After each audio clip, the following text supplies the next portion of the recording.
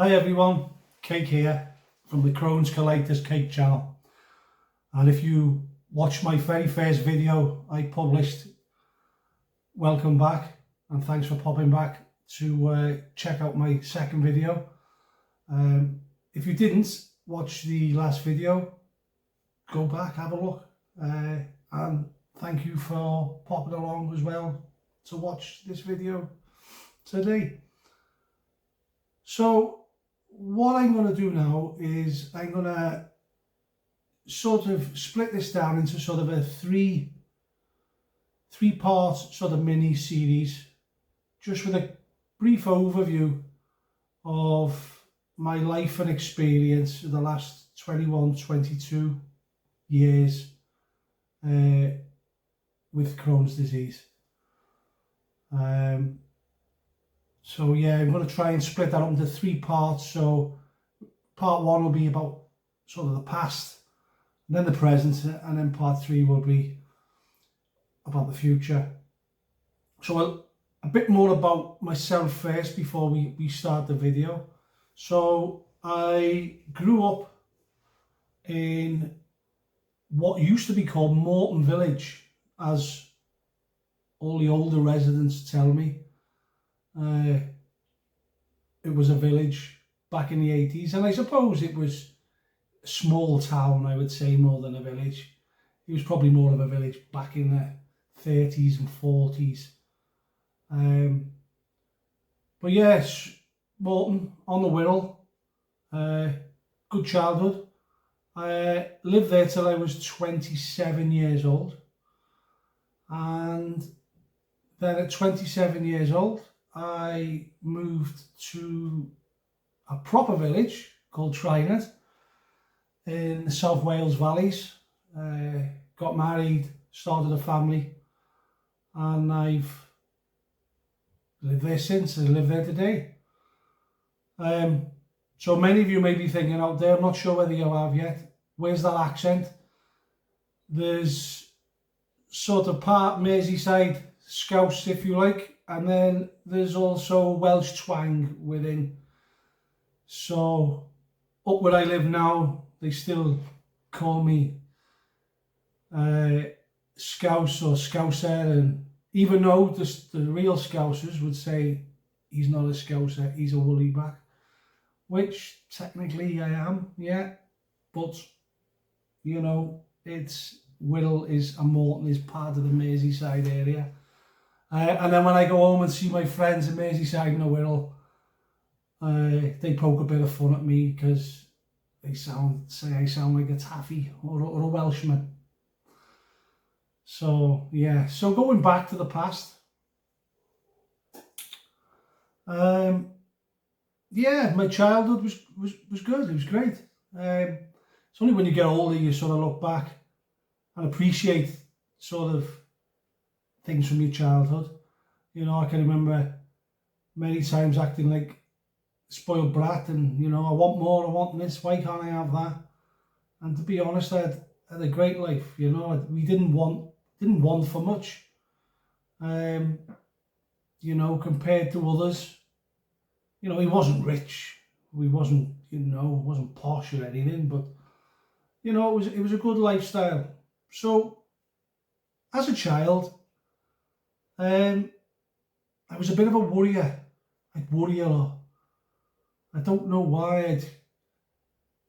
I'm great now, but as a child I used to worry about the slightest things. Oh, what if this happens? Oh, what if that happens? You know?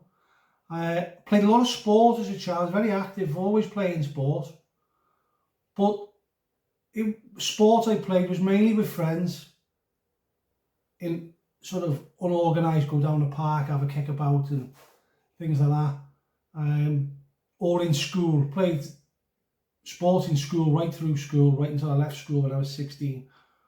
But in terms of playing for clubs, I was always in and out. I had very low confidence as a child, and if I was going into an arena where I didn't know no one or people were new, I always struggled to get past that first couple of weeks, couple of days of sort of getting to know people and building that confidence. Into my teenage years then, I had a very, very large appetite. Yeah, I was playing a lot of sport, but I've always had an extremely large appetite for food. I'm not a grazer. I'm not someone who will sit there grazing eating food all day, but more of a binge eater. So I'll have very large meals. I'll eat until I'm stuffed. Obviously living with Crohn's now, you know, small and frequent meals, but I've tried everything and I've still got that in me. It's still something I really struggle to control, is my binge eating. It's like once I start, I can't stop until I'm absolutely stuffed. Yeah, so a very large appetite. And then when I left school then, this is where the nickname Cake developed during school times. I have said at some point I will reveal the origins behind the nickname Cake. But that's going to be for another video further on down the line,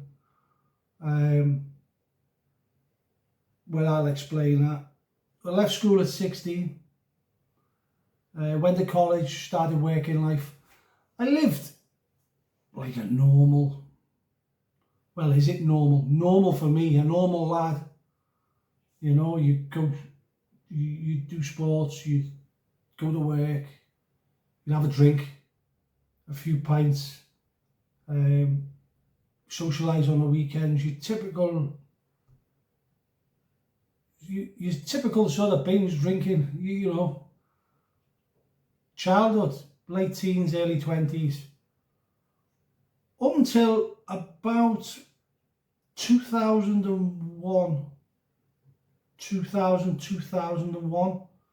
I'll show you here, there's a picture coming up of how I looked in 2001, and on this picture here I'd gained quite a bit of weight.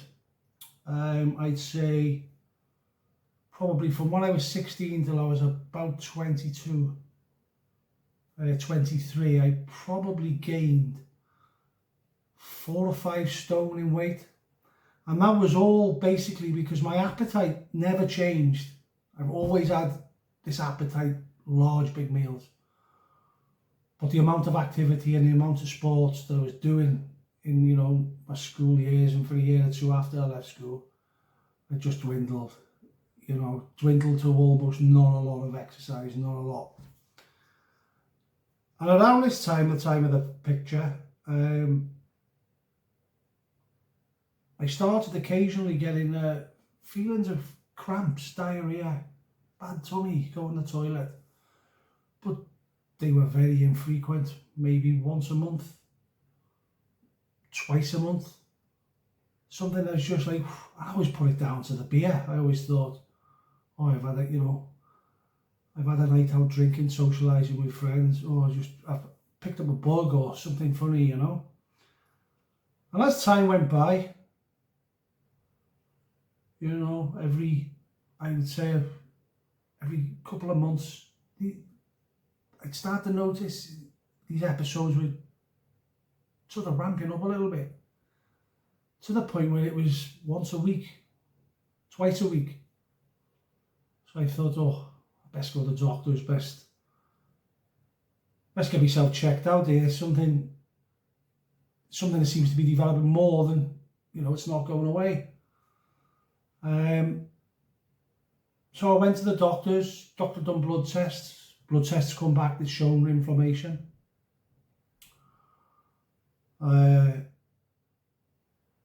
He said, right, inflammation, I'm going to send you some other tests now. So tests back then, I think what they do back then is MRI scans, CT scans. It was a very expensive technology. I understand it's probably expensive today as well, but they didn't give these scans out, as we would say in England, willy-nilly. They didn't just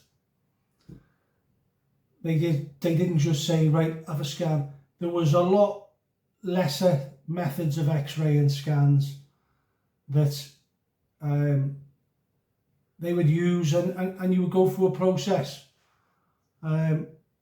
So I can remember having a gastroscope, scopy down the gullet. Obviously the colonoscopy, the barium enema, a barium meal, all x-rays, and they were all coming back with not images of nothing that doctors or could see really. They wasn't definitive of, you know, what did I have. And because I had a very large pain threshold, you know, a very large pain threshold, and I didn't like to bother people. I was like, yeah, I'm suffering, you know, but they know what they're doing. They'll fix it when they know. They'll fix it when they're ready. Until these episodes, after I would say 9 months to a year, these episodes were daily, and they were once or twice a day, maybe even sometimes 3 times a day. Cramps, pain after eating a meal, going to the toilet, diarrhea. If you suffer with Crohn's or your family member, you know what I'm talking about.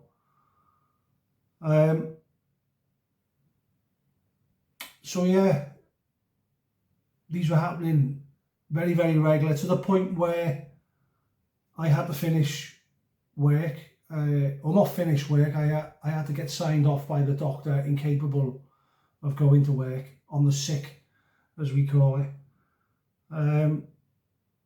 Yeah, they just started eventually getting worse and worse, until basically I almost half collapsed because I wasn't eating. I lost a lot of weight over the next 9 to 12 months from this point. There's a picture here which will show you the difference between the picture I showed up here earlier of where I went and where I ended up in, what, 18 months to 2 years, until it got to the point where I got that ill. I collapsed in my mother's kitchen, got taken into hospital, and